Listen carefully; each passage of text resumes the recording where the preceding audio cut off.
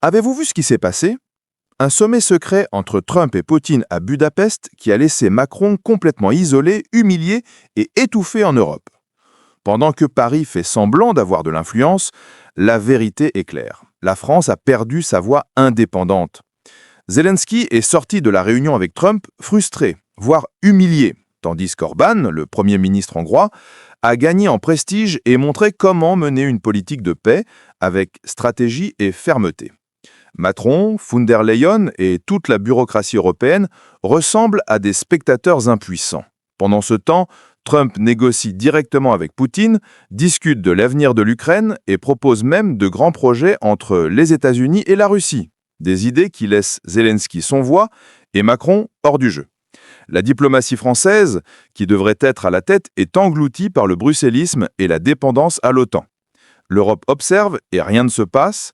Paris ne fait qu'assister, sans initiative, enfoui dans ses propres règles et formalités inutiles. Et que nous montre cela?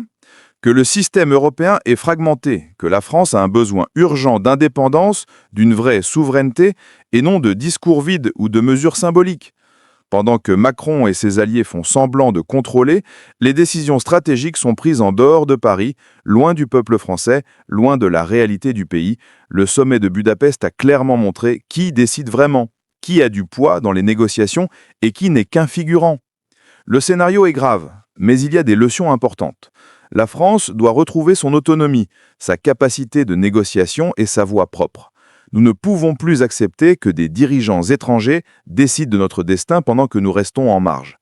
Il est temps de se réveiller, de questionner et d'exiger un pays qui défende ses intérêts et sa paix de manière indépendante.